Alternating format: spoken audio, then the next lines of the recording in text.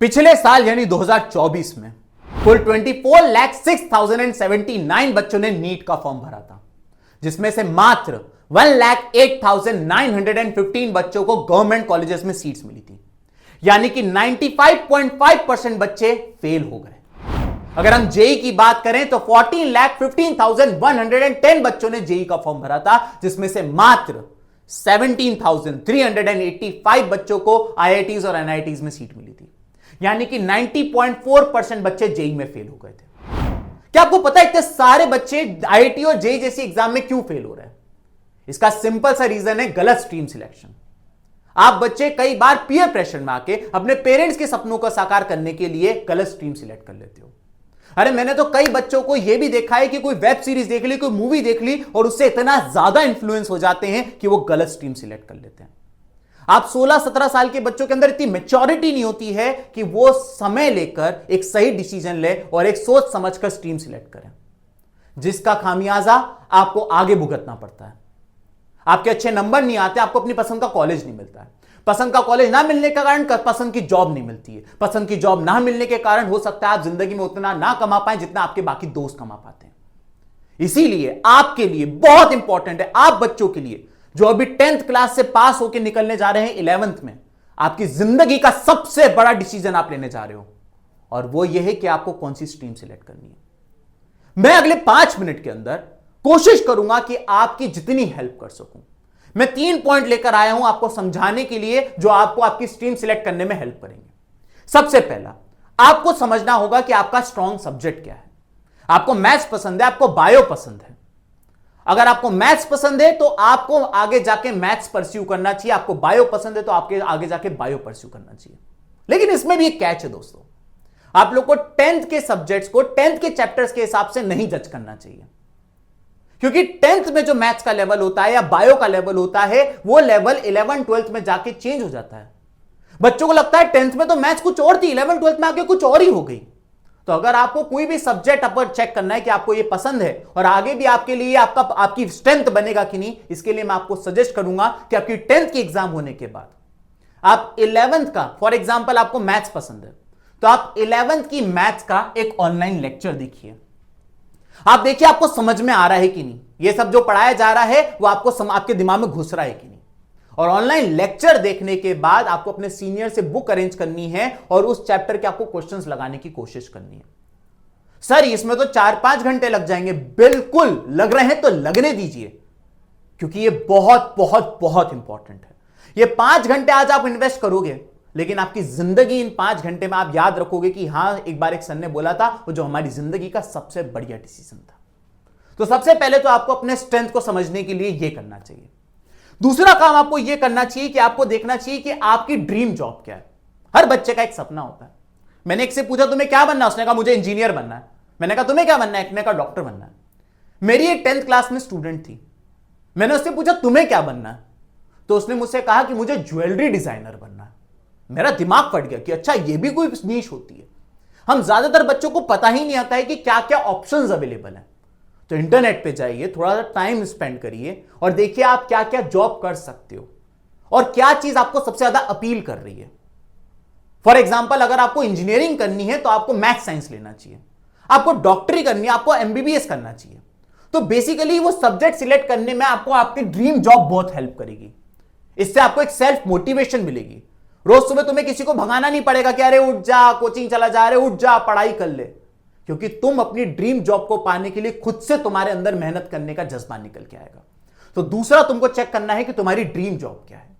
और सिर्फ आपको यह बात गलत है कि आपके पास सिर्फ डॉक्टर, इंजीनियर या आर्टिस्ट ये 2-4 ही ऑप्शंस अवेलेबल है। जाओ इंटरनेट पे सर्च करो, देखो कितनी जॉब्स मौजूद हैं मार्केट के अंदर। इससे तुम्हारा स्कोप बढ़ेगा। तीसरी और अंतिम चीज जो तुमको तुम्हारी स्ट्रीम सिलेक्ट करने में मदद करेगी और वो है तुम्हारी कैपेसिटी।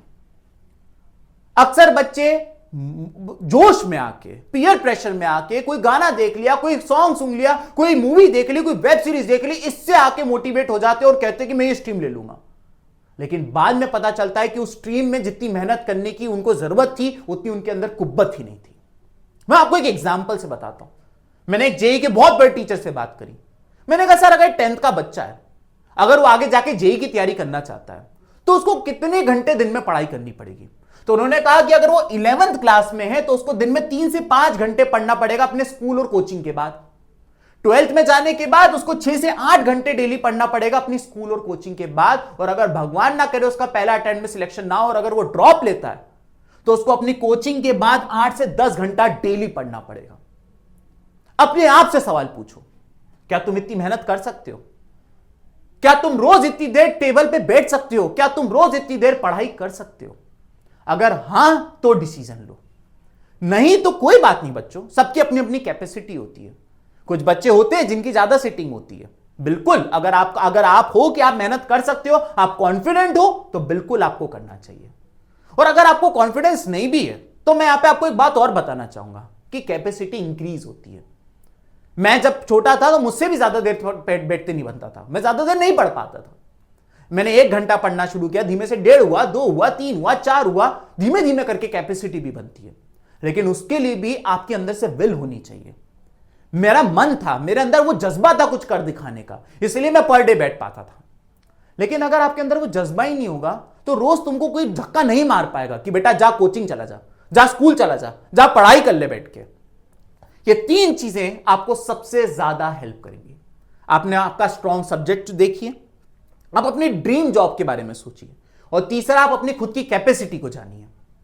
आपने जब ये 3 काम कर लिया, इसके बाद भी कुछ बच्चे होंगे जो सोच रहे होंगे सर हम अभी भी कंफ्यूज हैं, हमें अभी भी हेल्प चाहिए, हम क्या करें? हमने अनअकैडमी में आप लोगों के लिए बहुत ही खास चीज बनाई है जिसे हम लोग कहते हैं द स्ट्रीम प्रेडिक्टर। आपको डिस्क्रिप्शन बॉक्स में एक लिंक दे रखा है, उस लिंक को जैसे आप टैप करेंगे आपके सामने किस तरीके का पोर्टल खुलेगा। इस पोर्टल में आपसे कुछ क्वेश्चंस पूछे जाएंगे, जैसे कि जो चीजें मैंने आपको बताई, आपकी स्ट्रेंथ, आपको नहीं पता आपकी स्ट्रेंथ क्या है, आप इस पोर्टल पे जाइए। कुछ क्वेश्चनियर्स के माध्यम से हम आपको बताएंगे कि आपकी स्ट्रेंथ क्या है। हम आपको बताएंगे कि आपको किस तरीके क्या डिसीजन लेना है, आपकी क्या अवेयरनेस होनी चाहिए। ये सारी चीजें आप इसके अंदर फिल करेंगे और उसके बाद ये एक्सट्रीम प्रेडिक्टर जो हमने एआई की मदद से बनाया है, खूब सारा डेटा कलेक्ट करके बनाया है, ये आपको बताएगा कि विच stream is best for you.